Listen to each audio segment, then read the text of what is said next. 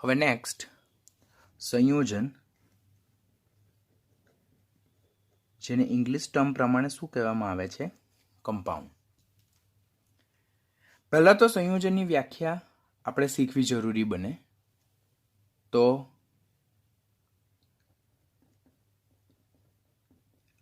બે કે તેથી વધુ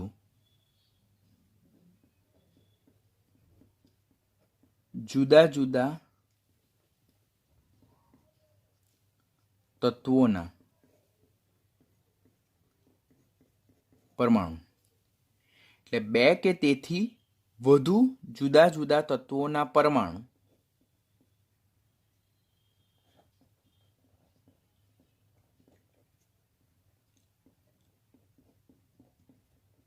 નિશ્ચિત પ્રમાણમાં,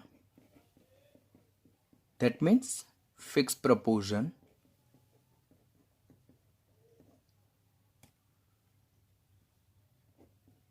માં સંયોજાઈને જે અણુ બનાવે છે તેને શું કહે છે? સંયોજન કહે છે. આમ જુદા જુદા તત્વોના બે કે તેથી વધુ પરમાણુ એકબીજા સાથે નિશ્ચિત પ્રમાણમાં સંયોજાઈને જે અણુ બનાવે છે તેને શું કહેવામાં આવે છે? સંયોજન કહેવામાં આવે છે. હવે અહીંયા બે કે તેથી વધુ જુદા જુદા તત્વોના પરમાણુ જોઈએ તો આપણી પાસે એક છે હાઇડ્રોજન અને બીજું છે ઓક્સિજન. આ બે તત્વો કેવા થયા? જુદા જુદા થયા. હવે આ બે તત્વો જે છે તેના બે કે તેથી વધુ પરમાણુ, એટલે કે હાઇડ્રોજનના બે પરમાણુ અને ઓક્સિજનનો એક પરમાણુ સંયોજાઈને, નિશ્ચિત પ્રમાણમાં સંયોજાઈને, એટલે કે 2:1 પ્રમાણમાં, તેઓ 2:1 પ્રમાણમાં સંયોજાઈને જે સંયોજન બનાવે તેને શું કહેવામાં આવે છે? સંયોજનનો અણુ. આમ પાણીનો અણુ એ કોનું ઉદાહરણ છે? સંયોજનનું ઉદાહરણ છે. તેમાં જોડાતા બે તત્વો કયા છે? તો હાઇડ્રોજન અને ઓક્સિજન. તેમાં હાઇડ્રોજનના બે પરમાણુ અને ઓક્સિજનનો એક અણુ 2:1 પ્રમાણમાં, નિશ્ચિત પ્રમાણમાં સંયોજાઈને જે અણુ બનાવે તેને શું કહેવામાં આવે છે? સંયોજન કહે છે. બીજો પોઈન્ટ જો જોઈએ આપણે તો આ સંયોજનના અણુને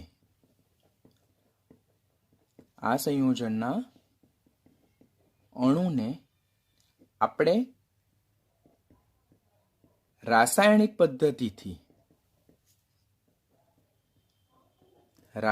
પદ્ધતિથી તેના ઘટક તત્વોમાં વિભાજિત કરી શકીએ છીએ.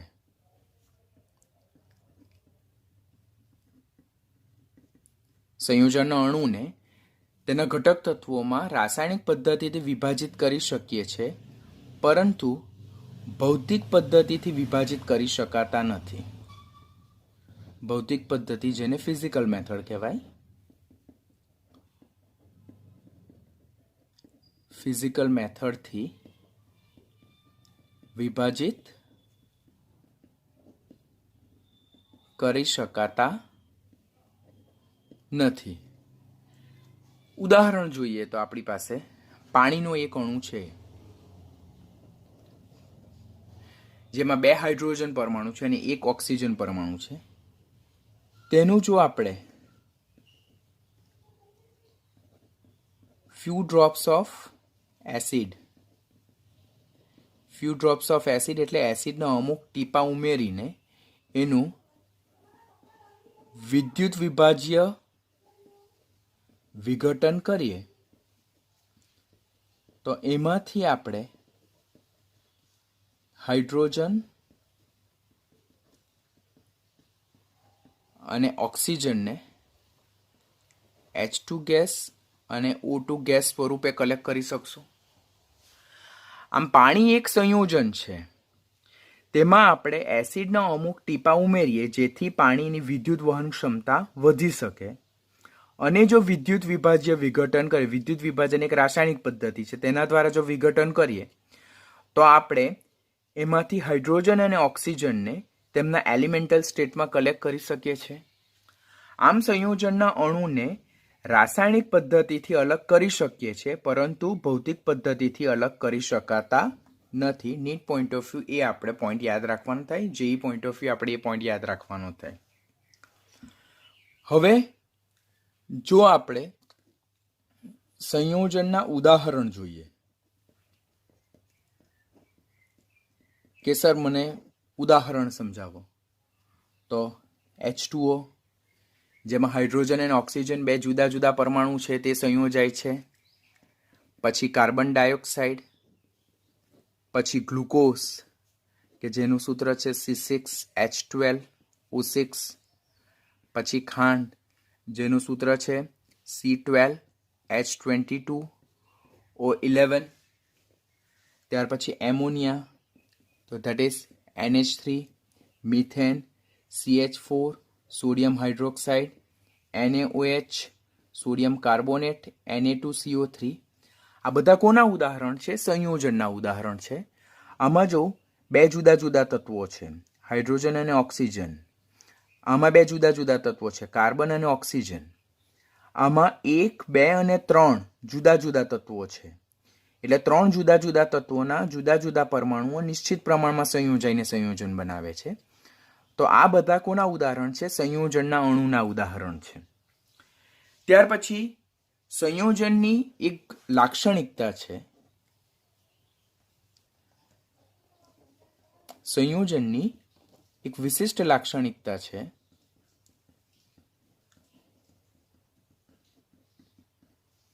કે તેમાં જુદા જુદા તત્વોના પરમાણુ જે છે, જુદા જુદા તત્વોના પરમાણુ હંમેશા કેવા પ્રમાણમાં જોડાય છે? નિશ્ચિત પ્રમાણમાં, જેને નિયત પ્રમાણ પણ કહેવાય અને જેને ફિક્સ્ડ રેશિયો પણ કહેવાય. તો તેમાં જુદા જુદા તત્વના પરમાણુ હંમેશા નિશ્ચિત પ્રમાણમાં, નિયત પ્રમાણમાં, ફિક્સ રેશિયોમાં જ જોડાય છે. જેમ કે આપણે અત્યારે પાણીનું જ ઉદાહરણ જોયું, તો પાણીનું ઉદાહરણ જે લઈએ આપણે, તો તેમાં 2 હાઇડ્રોજન પરમાણુ પ્લસ 1 ઓક્સિજન પરમાણુ એકબીજા સાથે સંયોજાઈને H2O નો એક અણુ બનાવે છે. જો દળથી વાત કરીએ તો તેઓ 2:16, બીકોઝ હાઇડ્રોજનનું પરમાણુય દળ 1 લઈએ, ઓક્સિજનનું પરમાણુય દળ 16 લઈએ, તો તેઓ દળથી 2:16 ના પ્રમાણમાં જોડાય છે, ઓર તેઓ દળથી 1:8 ના પ્રમાણમાં જોડાય છે. આમ કોઈ પણ સંયોજનમાં જે 2 કે તેથી વધારે જુદા જુદા તત્વોના પરમાણુઓ જે જોડાય તે હંમેશા કેવા પ્રમાણમાં જોડાય છે? નિશ્ચિત પ્રમાણમાં જોડાય છે. Their proportion is always going to fix. 5th point જો જોઈએ તો જ્યારે બે તત્વો જોડાઈને, બે તત્વોના પરમાણુ જોડાઈને સંયોજન બનાવે તો બનતા સંયોજનના ગુણધર્મો તેમના ઘટક તત્વોના ગુણધર્મો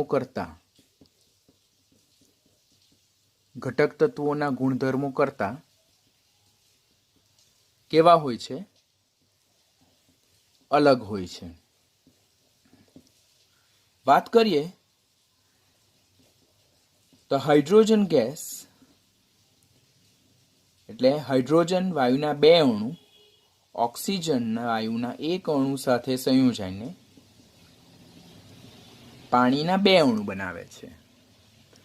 અહીં હાઇડ્રોજન જે છે તો તે દહનશીલ છે. દહનશીલ ધેટ મીન્સ જે ધડાકા સાથે સળગે છે,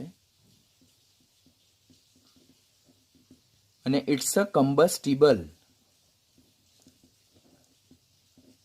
કમ્બસ્ટિબલ એટલે દહનશીલ કે જે ધડાકા સાથે સળગે છે.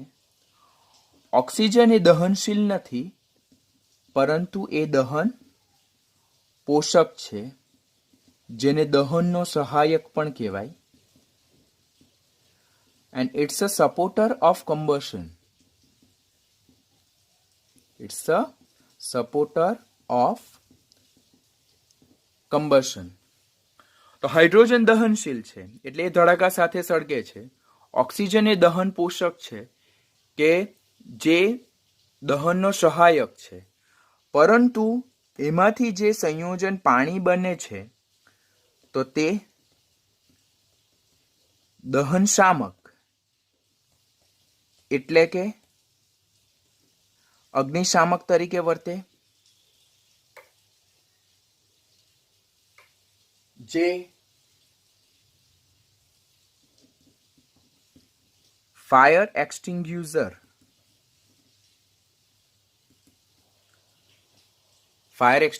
એટલે કે અગ્નિશામક તરીકે વર્તે છે.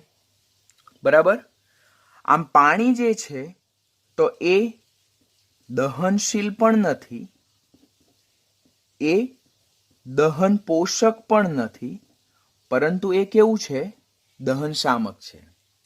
આમ જ્યારે જુદા જુદા તત્વોના પરમાણુ જોડાઈને જ્યારે સંયોજન બનાવે છે તો ત્યારે સંયોજનના ગુણધર્મો એ જોડાતા તત્વોના ગુણધર્મો કરતા કેવા હોય છે? અલગ હોય છે.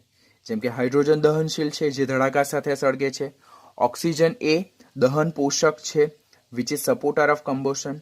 જ્યારે એ બંને જોડાઈને પાણી બનાવે તો એ તે કેવું બને છે? દહનશામક છે. એવું જ બીજું ઉદાહરણ જોઈએ તો કાર્બન. તો કાર્બન એ પણ કેવું છે? દહનશીલ. ઓક્સિજન એ દહન પોષક. જ્યારે એમાંથી બનતું સંયોજન કાર્બન ડાયોક્સાઇડ એ દહન શામક એટલે કે એનો ઉપયોગ કયા તરીકે થાય છે? અગ્નિશામક તરીકે, ફાયર એક્સટિંગ્યુઝર તરીકે આગ બુઝાવવા માટે ઉપયોગ થાય. આમ સંયોજનના ગુણધર્મો તેની સાથે જોડાતા તત્વોના ગુણધર્મો કેવા હોય છે? અલગ પ્રકારના હોય છે. હવે નેક્સ્ટ પોઈન્ટ જે છે તો તે સંયોજનના પ્રકાર. તો સંયોજનના મુખ્યત્વે બે પ્રકાર છે. કાર્બનિક સંયોજન, જેને ઓર્ગેનિક કમ્પાઉન્ડ્સ કહેવાય, અને બીજું છે અકાર્બનિક સંયોજન, જેને ઇનઓર્ગેનિક કમ્પાઉન્ડ્સ કહેવામાં આવે. તો સંયોજન મુખ્યત્વે કેટલા પ્રકારના? બે પ્રકારના સંયોજનો. એક કાર્બનિક સંયોજનો અને બીજા અકાર્બનિક સંયોજનો. કાર્બનિક સંયોજનો એટલે શું? તો એવા સંયોજનો કે જેમાં મુખ્ય એલિમેન્ટ તરીકે કાર્બન હોય, સાથે હાઇડ્રોજન, ઓક્સિજન, નાઇટ્રોજન, સલ્ફર અને હેલોજન જેવા તત્વો જોડાયેલા હોય, તો એવા તત્વોને આપણે શું કહીએ છીએ? કાર્બનિક સંયોજન કહીએ છીએ. જેમ કે મિથેન જે છે, ઇથેન જે છે, બેન્ઝીન જે છે, નેપ્થેલિન જે છે, તો એ બધા કેવા સંયોજન છે? કાર્બનિક સંયોજન છે. એનિલિન જે છે, ટોલ્યુઇન જે છે, તો એ બધા કાર્બનિક સંયોજન. This is methane, this is ethane, this is ethyne, જેને એસિટિલિન કહેવાય. પછી C6H6 દસમા ધોરણમાં ભણ્યા જ હોઈએ આપણે, દેટ ઇઝ બેન્ઝીન. પછી આ સંયોજન જે છે જેને કહેવામાં આવે છે ટોલ્યુઇન. ત્યાર પછી આ સંયોજન જે છે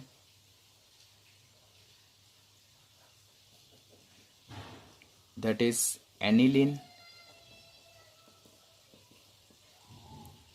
તો આ પ્રકારના સંયોજનને શું કહેવામાં આવે છે? કાર્બનિક સંયોજનો, જેમાં મુખ્ય એલિમેન્ટ કાર્બન સાથે hydrogen, oxygen, sometimes nitrogen, sulphur અને હેલોજન પણ હોય.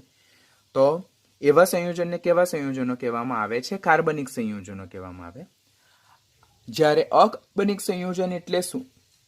કે આપણે જોયું કે 118 જેટલા તત્વો જે છે, તો 118 જેટલા તત્વોમાંથી જ્યારે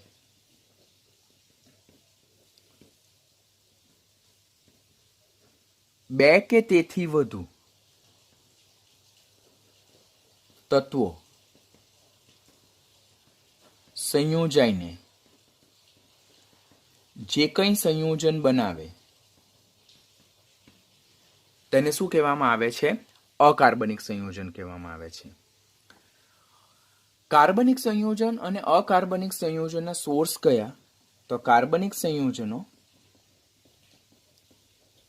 વનસ્પતિજન્ય અને this is one of the very important table for competitive point of view. અને 12મા ધોરણમાં પણ આ ટેબલમાંથી ઘણા બધા ક્વેશ્ચન પૂછે. You have to learn by any how. આપણી ટેક્સ્ટબુકમાં આ બધા નામ ઇન્ડિવિજ્યુઅલ ચેપ્ટરમાં કોઈ ખૂણે આપેલા છે. એક બુકમાંથી સમરી ટેબલ છે જે તમારે ખાસ મોડે કરવાનું થાય. દરરોજના 10 કમ્પાઉન્ડ મોડે કરતા જવાનું તો તમને યાદ રહી જશે. Because you have to read it any how and you have two remember any how. જેમ કે પહેલો જ ક્વેશ્ચન એમ પૂછાય કે એલમ. તો એલમ એક જાતનું સંયોજન જે છે એ ઇનઓર્ગેનિક કમ્પાઉન્ડ છે. અહીંયા મેન્શન કરેલું છે the name formula of sum inorganic compound, એટલે અકાર્બનિક સંયોજનના નામ અને તેમના સૂત્રો. તો કોમન નેમ શું છે? એલમ. કોમન નેમ એટલે સામાન્ય નામ એનું એલમ છે. એનું રાસાયણિક નામ શું છે? Ammonium aluminium sulphate. અને એનું સૂત્ર શું છે? NH4 twice SO4 Al2 SO4 thrice into 24 H2O. તો બોર્ડની એક્ઝામમાં, કોમ્પિટિટિવની એક્ઝામમાં વારંવાર એલમ વિશે પૂછાય. બરાબર, એનું કેમિકલ નેમ પૂછાય, એનું સૂત્ર પૂછાય. પછી સેકન્ડ વન છે બ્લુ વિટ્રોલ. એટલે માર્કેટમાં કયા નામે ઓળખાય? The blue vitriol. That's a common name, પ્રચલિત નામ છે. એનું રાસાયણિક નામ શું છે? તો એનું રાસાયણિક નામ છે copper sulphate CuSO4 into 5H2O. Baking soda. Baking soda જેને ખાવાનો સોડા કહેવાય, તેનું રાસાયણિક નામ સોડિયમ કાર્બોનેટ છે. That is NaHCO3. Bleaching powder જે કોમન નેમ છે, જે કેલ્શિયમ ક્લોરોહાઇપોક્લોરાઇડ છે, જેનું સૂત્ર CaOCl2 છે. ત્યાર પછી બોરેક્સ, જેને સોડિયમ ટેટ્રાબોરેટ કહેવામાં આવે, તો that is Na2B4O7 into 10H2O. હું ઇન્ડિવિજ્યુઅલ બધા જ સંયોજનો રીડ નથી કરતો. બરાબર, જ્યારે આની સાથે હું તમને PDF મટીરિયલ સેન્ડ કરીશ તો PDF મટીરિયલમાં આ બધા જ કમ્પાઉન્ડ જે છે તો બધા જ કમ્પાઉન્ડના નામ આપેલા છે. You have to read it anyhow, because competitive એક્ઝામમાં આ બધા જ ક્વેશ્ચન ખાસ પૂછાય છે. So you have to read it, you have to mug up, એટલે તમારે યાદ રાખવાના જ આવશે. નિયર અબાઉટ કેટલા છે? 39 જેટલા જે છે. પછી જેમ જેમ આપણે અગાડી સિલેબસ કન્ટિન્યુ થતા જશે તેમ તેમ હું તમને બીજા પણ ધ્યાનમાં લાવતો જઈશ. પરંતુ એટ પ્રેઝન્ટ આપણે એક્સરસાઇઝ સાથે જ્યારે પણ આ આપણે વિડીયો લેક્ચરને સાથે લર્ન કરશું તો આ 39 જેટલા કમ્પાઉન્ડ ખાસ કરવાના. એવરી ડેના 10 કરશો તો 4 દિવસમાં તમારા 40 કમ્પાઉન્ડના નામ યાદ રહી જશે. કોમન નેમ એટલે પ્રચલિત નામ, કેમિકલ નેમ એટલે રાસાયણિક નામ, કેમિકલ ફોર્મ્યુલા એટલે રાસાયણિક સૂત્રો. તો 3 કોલમ તમારે ખાસ યાદ રાખવાનું. આ કોમન નેમ એટલે પ્રચલિત નામ છે, આ કેમિકલ નેમ એટલે કે રાસાયણિક નામ છે, અને આ કેમિકલ ફોર્મ્યુલા એટલે એમના રાસાયણિક સૂત્રો છે. તો આ તમારે કમ્પલસરી 3 ટેબલના ફોર્મમાં આટલા 39 જે કમ્પાઉન્ડ જે છે અકાર્બનિક સંયોજનો તે તમારે યાદ રાખવાના થશે.